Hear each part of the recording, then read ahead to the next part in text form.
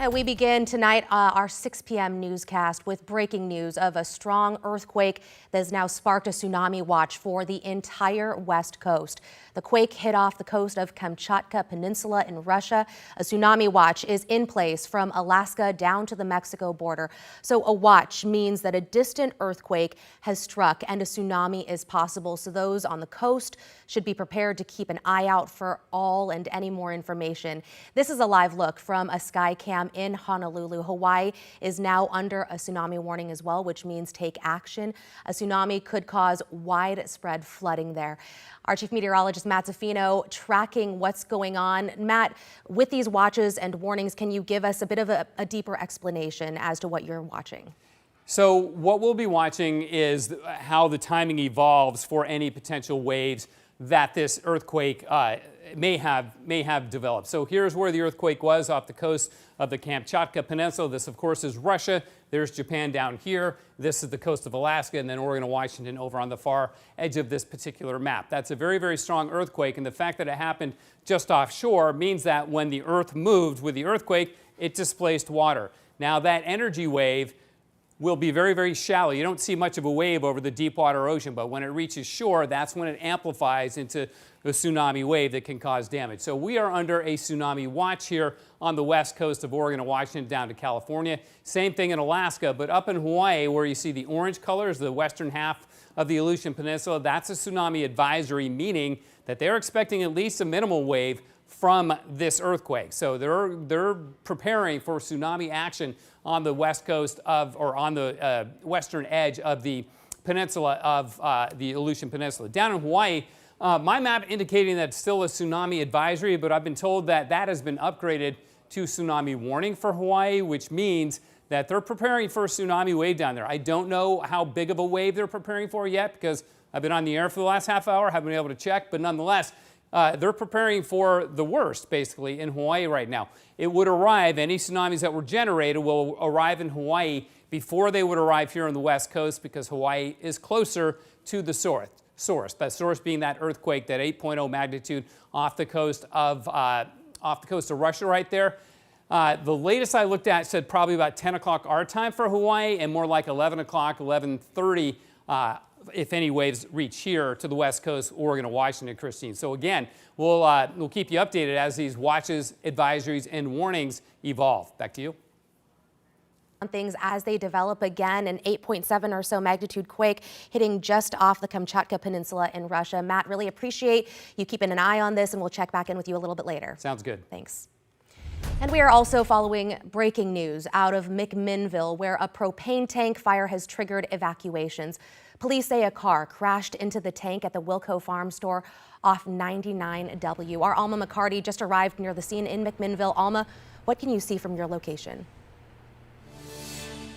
Yeah, Christine, we are really at the boundary, the northern edge of where this all is taking place. And I can tell you that traffic has been totally rerouted out of this area. ODOT is still beyond me, just trying to get people to turn around and take another way because, as you can see behind me, there are still emergency crews that are on scene here. You've got your firefighters, you've got your hazmat crews, and again, all because of a car wreck into a propane tank, which ignited, prompting evacuations within a 1 mile radius of Wilco Farm Store in McMinnville. Again, this is on the northern edge. And viewer video that was shared with us showed that there was more than one vehicle that was involved in this fire. Ultimately, the local utility company shut off the power in this area, again, the northern part of town, due to this accident. Police are asking folks who are living in this area who may have gotten some sort of a notification from them to comply with those orders, to shelter in place or to evacuate based on what they have told people.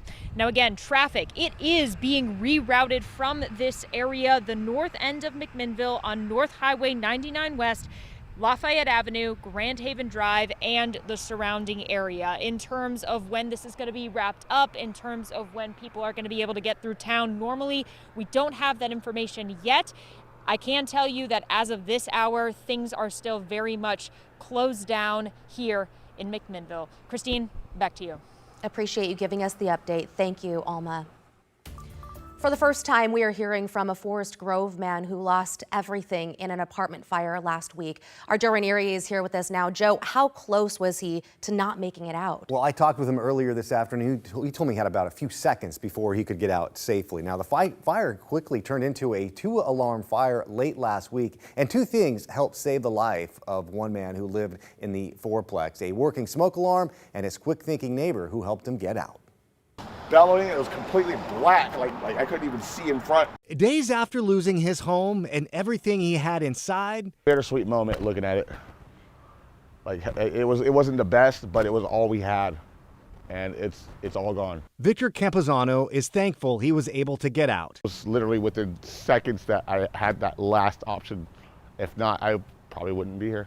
He said he fell asleep last Friday night and woke up to the sounds of smoke alarms going off at his apartment on A Street in Forest Grove. When I opened my eyes, and my entire apartment was just cloudy, like dark, like not dark clouds, but gray, super cloudy, and smoky. So The fire quickly grew, and Campuzano quickly realized he couldn't get out the front or the back because of the thick smoke. His only option was his neighbor, who was yelling for Campuzano to get out. he walked over to the shed where there's a ladder standing up, and he ran over and grabbed it, put it over the trucks, and tried to push it as high as he could. He was able to drop down and land on the ladder and get out just in time. I felt it, I let go. Sadly, one person who lived in this fourplex died in the fire. What Victor keeps thinking about?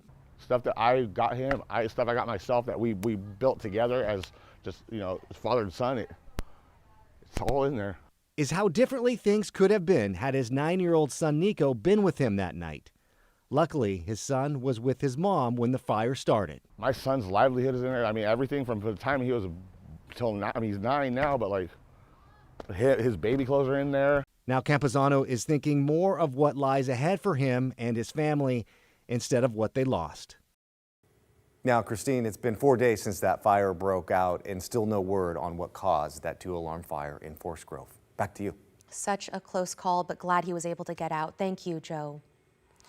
Meanwhile, Portland police need your help identifying arson suspects. They say several fires were set near Irving Park, one on July 20th and another this past Sunday.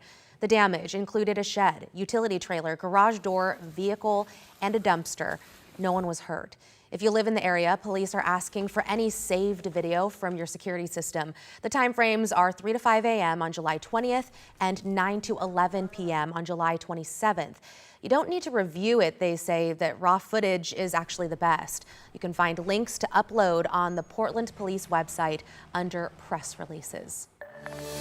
Now to new developments in the arrest of a Portland man accused of assaulting an officer during an ICE protest. Turns out the FBI used facial recognition and photos posted online to find him. Our Evan Watson joins us now with a closer look at how that investigation unfolded. Evan. Yeah, Christine, the criminal complaint lays out a process that shows just how cameras and open searches on the internet are being used to make arrests like this. Since June, nearly 24 people have been arrested on charges connected to ICE protests in Southwest Portland. The latest, 24-year-old Jacob Hoops, a Reed College graduate. FBI investigators say Hoops threw a rock and hit an ICE officer in the head, then later used a stop sign to damage the ICE building. But they didn't know who he was until the Oregonian posted a photo of Hoops taking care of another protester. It's clear to me that what the FBI did is standard practice. The FBI used commercially available facial recognition technology to search for their suspect, matched him to photos posted on a Reed College photo sharing page, tracked him to his home, and then arrested him. Adam Scott Want, associate professor at John Jay College of Criminal Justice, says this is nothing new. Law enforcement is getting much better at solving crimes than they were just a decade ago. Facial recognition and AI have given law enforcement extremely significant powers when it comes to investigations. A pink gas mask, a distinct tattoo, all listed as evidence by the FBI investigator. The facial recognition technology in this particular case was as justifiable as it gets. Catherine Crump is a professor at Berkeley Law School. That said, it's really problematic that we've done as bad a job as we have in this country in regulating the use of technology. like this. There should be clear rules of the road. We need safeguards to ensure that this powerful technology is used in a way that advances legitimate law enforcement interests, but that stave off possibilities of abuse. Hoops appeared in court Monday. A judge released him from custody with certain restrictions until his trial. I do think it's striking throughout the affidavit just how many different forms of surveillance were used, how many sources of video they were, and it just really drove home how technology has transformed the act of being in public and engaging in protest. Hoops pleaded not guilty. His defense attorney did not respond to our request for comment, and Reed College, who helped investigators confirm Hoops as their suspect, declined to comment as well. Christine. Appreciate you digging into it. Thank you, Evan. Now at 6, new affordable homes are on the way for Southeast Portland. 64 homes and apartments are set to open in the Foster Powell neighborhood. Libby Dowsett is live at the construction site along 73rd and Foster Road with what this means for people struggling to find a place they can afford. Libby. Well, Christine, of the 64 units, 22 will include wraparound social services for people who are currently experiencing homelessness but are ready for a place of their own. The dirt is moving at 73rd and Foster Road, the future site of 64 new affordable housing units. Our goal is to not just move folks in and get folks housed, but to keep them stably housed. State and local lawmakers and representatives from a long list of social service agencies celebrated the unofficial groundbreaking of the 73 Foster development Tuesday. When our democracy and in our entire structure of government is feeling at stake, it is more important than ever that we dig in and we build community and we refuse to turn our backs on our neighbors who are most marginalized. This site will share amenities with 72 Foster, a previously built affordable housing project a block away. We have 72 Foster right here, and when it opened it had 77% Asian Americans living right here. The new facility will have special wraparound services for those settling into their new digs,